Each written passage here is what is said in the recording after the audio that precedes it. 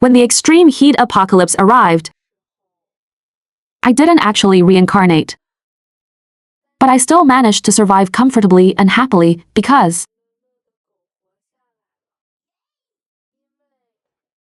my first love, my ex-boyfriend, reincarnated, suffocated by work pressure. I simply quit my job without a backup plan to be a couch potato. Eating when full, sleeping, and waking up to eat again. Life was sweet. One day, I was curled up on the sofa with chips and milk tea, watching variety shows and playing games. But the longer I sat there, the weirder it felt. It's only May, why is the weather ridiculously hot? I casually set the AC to 26 degrees, too lazy to overthink it, and happily continued rotting in bed. Suddenly, the variety show was interrupted by an emergency weather broadcast.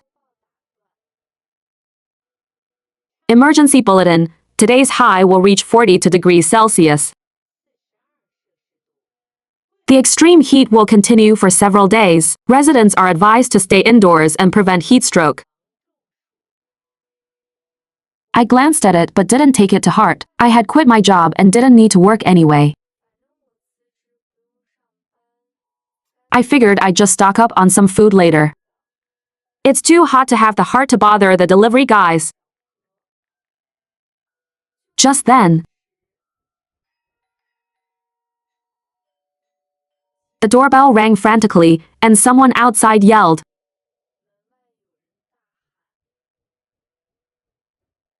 "Wang Shasha, are you home? Open the door." At the same time, an unknown number popped up on my phone. I answered the phone while walking to the door. "Hello?" The moment I opened it, I froze completely.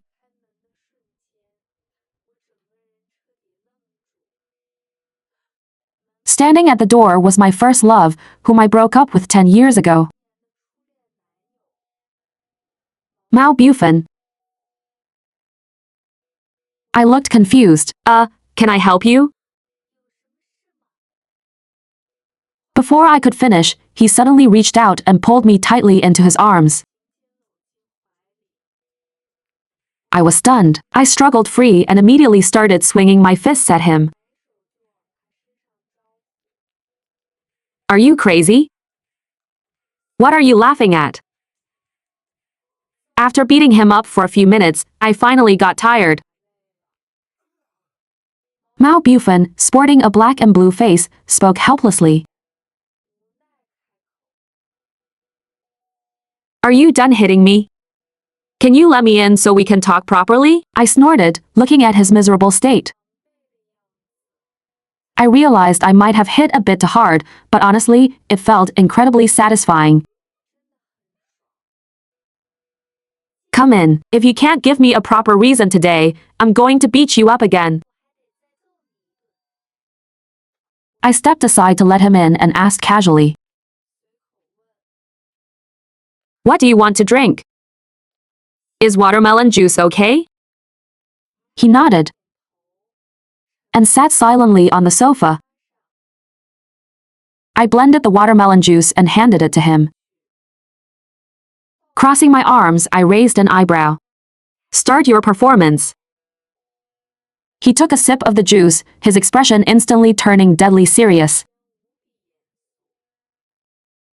"Wang Shasha, the apocalypse is coming." I looked at him, feeling both annoyed and amused. "Are you sleepwalking? We broke up 10 years ago, and you came all the way here to tell me stories?" We broke up back then simply because he was moving abroad after graduation.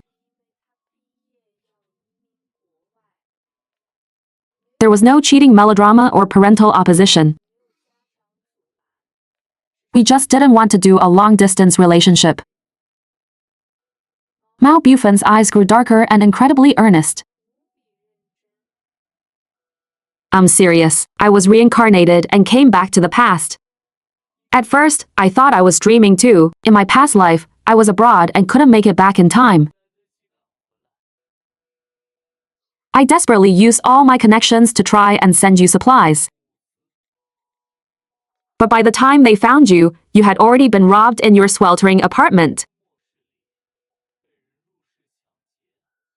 And literally died of the heat. The apocalypse will fully erupt in 20 days. My brain spun, and I suddenly caught a bug in his story. Wait a minute. If anyone gets to reincarnate, it should be me. Shouldn't I be the one hoarding supplies, surviving, and becoming a winner in life? WTF, why did you get to reincarnate? Hee, I reincarnated, and I'm the one making the comeback, blah blah blah. I knew this guy couldn't stay serious for long. I immediately got pissed and lunged forward to beat him up. But he dodged like a rabbit, so I waited for the right moment and grabbed him by the hair. As a result, we lost our balance and both fell to the floor. Ha, you're dead meat now. Mao Bufan.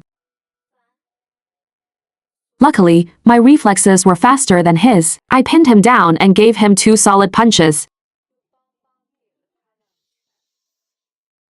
Sure enough, even after all these years, being sentimental just doesn't suit us. Ahaha, alright, Wang Shasha, stop messing around. Mao Bufan shielded his face with his hands to prevent me from punching him again. The apocalypse is really coming. Honestly, knowing Mao Bufan, I knew he wasn't lying. After all, he wasn't creative enough to make this up, so I believed him. Sigh, so what do we do now? I raised an eyebrow at this highly punchable guy. Let me think. He suddenly started putting on airs, and my fists were itching again. Hey, don't, he raised his hands to cover his face. Let's go, I'll take you to see our new home. Exclusive access.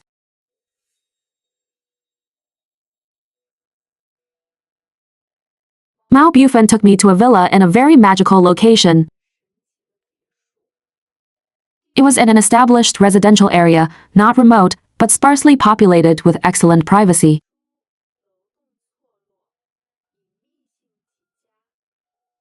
This was an ancestral mansion of a local family, never listed for sale. Outsiders couldn't find it at all. Up until this moment, I finally, completely believed his words. If it were a joke, he wouldn't have gone to such great lengths.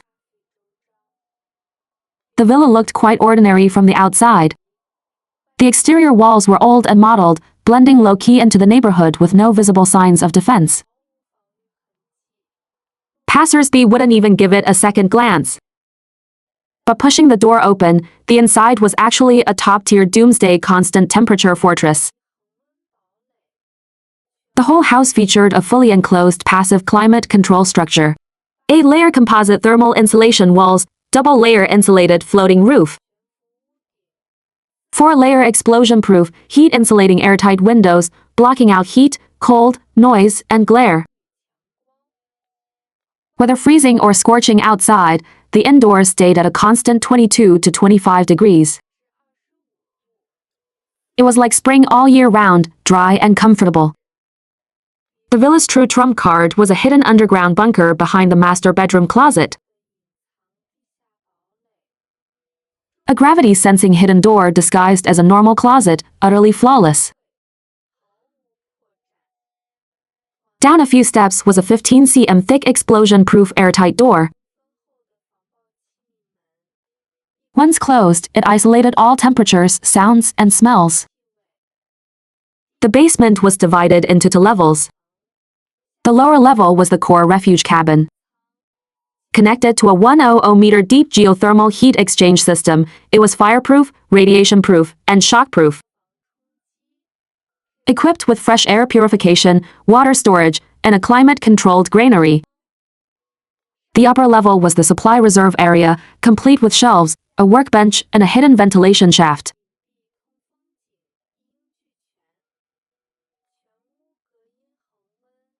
While the outside world would be hot and chaotic, this place would forever be a safe haven.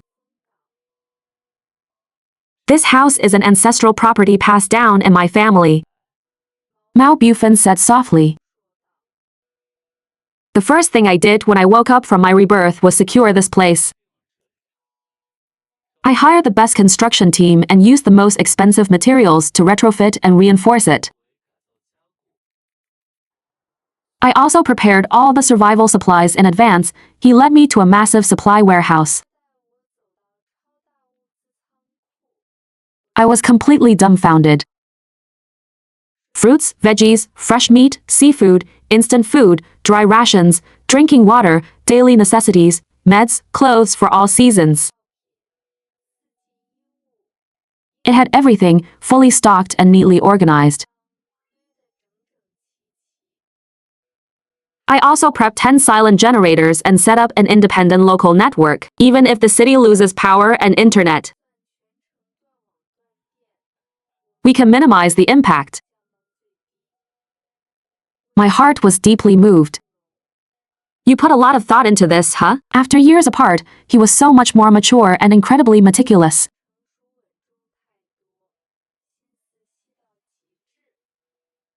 I suddenly thought of my parents and asked anxiously, right, my parents are still traveling in Iceland, what about them?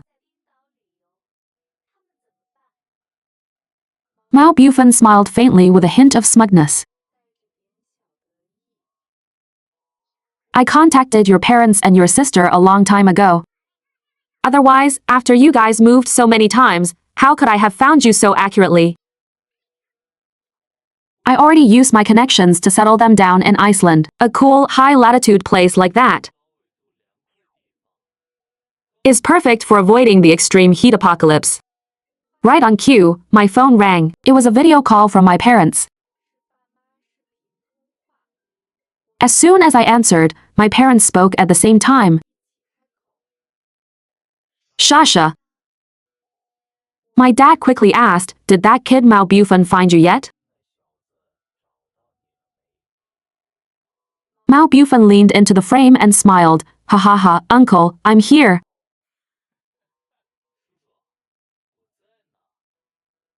Don't worry, I've arranged everything here. I will definitely take good care of Shasha. I won't let her be in any danger. My parents nodded repeatedly. Good, good. We're leaving our Shasha in your hands. We're all set up over here too. If we lose contact later, please don't worry about us. I will do everything in my power to protect her, Mao Bufan said, gently holding my hand. I turned to look at him, feeling an inexplicable warmth in my heart. Mom, Dad, take good care of yourselves in Iceland. Don't worry about me, everything is fine here.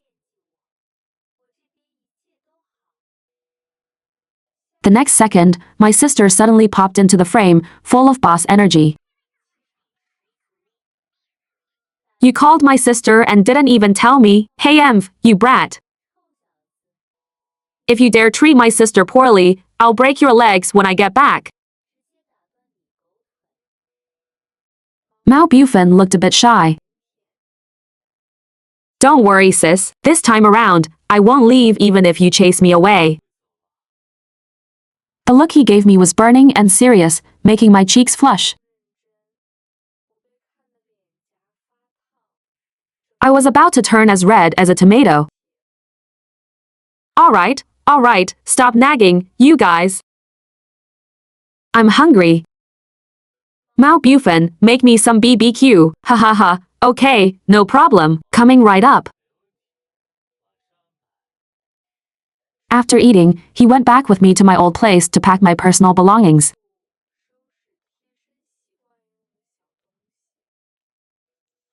But there really wasn't much to take: skincare, daily necessities, clothes. He had already prepared all of that for me. After that, we went out for another sweeping shopping spree, thoroughly restocking all personal items. When I woke up the next day, I suddenly felt a bit bored. I thought about it for a long time before realizing what was missing: entertainment. I leaned against the kitchen door frame with crossed arms, watching Mao Bufan fry my breakfast. Are you planning for us to just count sheep at home every day during the apocalypse? Mao Bufan paused, instantly realizing what I meant. That was my oversight. After breakfast, we'll go buy computers, game consoles, tablets, we'll get it all sorted. Your mistake, you pay the bill, ha ha ha, alright, alright. All expenses today will be paid by Mr. Mao. After breakfast, we headed straight to the mall. We bought 2 top-spec PCs, 10 different kinds of game consoles, and didn't even spare the super nostalgic Super Console. We also hoarded several high-capacity hard drives and tablets. We went home and downloaded all my favorite shows and variety programs. The whole time we swiped Mr. Mao's card, I didn't spend a dime. Winning without trying is so sweet. Now, food, supplies, entertainment, survival gear, power, and internet were all fully prepped.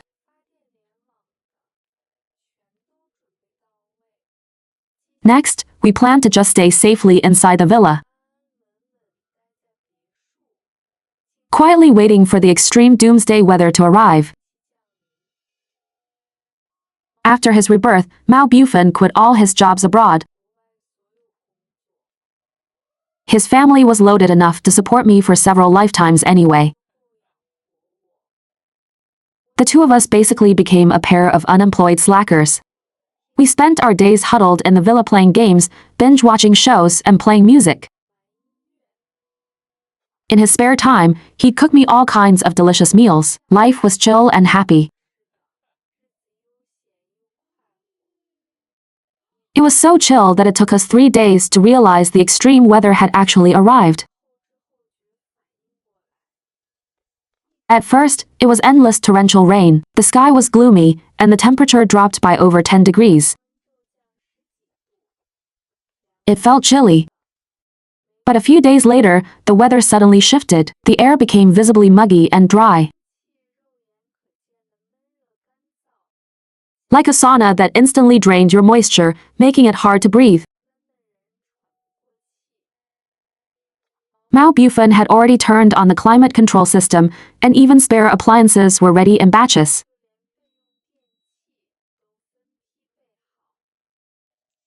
He thought of everything, fearing that appliances would burn out from prolonged overload in the doomsday heat. He deliberately hoarded several backups of the exact same models. Rotating their use gave the machines time to rest and cool down,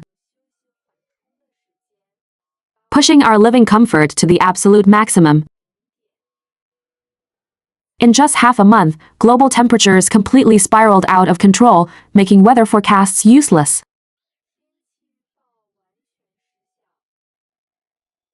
Street electronic thermometer displays skyrocketed: 60°C, 70°C, 80°C.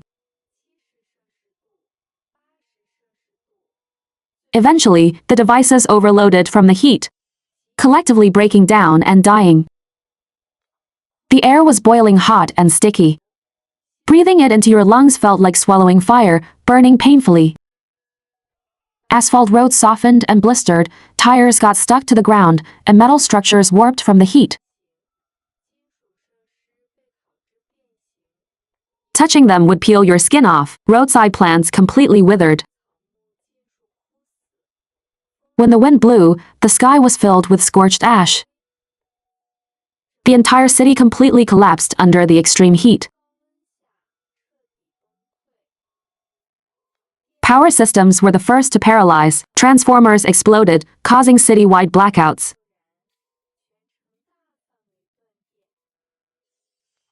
ACs and refrigerators all shut down, frozen food rotted within half an hour, elevators stopped.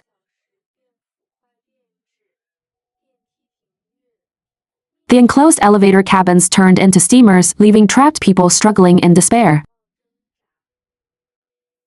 Then came city-wide water outages. Water pipes burst from the heat, cutting off water to high rises. Survivors swarmed the few remaining water points. Orderly lines instantly turned into frantic brawls. Human compassion vanished completely, and the order of human civilization collapsed entirely.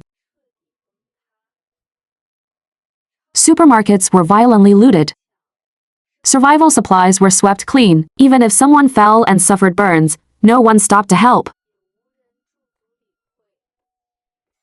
Security guards fled, glass shattered, and piercing alarms were drowned out by the roaring crowds.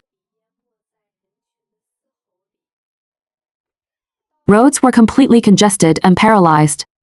Some abandoned their cars to flee, while others passed out from heat stroke trapped inside. Ambulances and fire trucks couldn't be dispatched at all. Electrical fires broke out in distant high-rises. The flames spread wildly, with no one to put them out.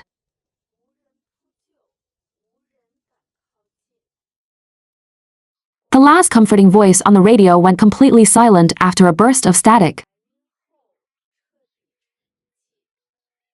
And all this earthly chaos was entirely isolated outside our villa. It was a living hell out there, but it had zero impact on me and Mao Bufan. We still had our 3 meals a day, binged shows, played games, and lived leisurely. Our generators kept running, and our independent network signal was stable. From time to time, we'd even video call my parents in Iceland to report that we were safe. When I was bored, I'd boss him around to do my skincare routine.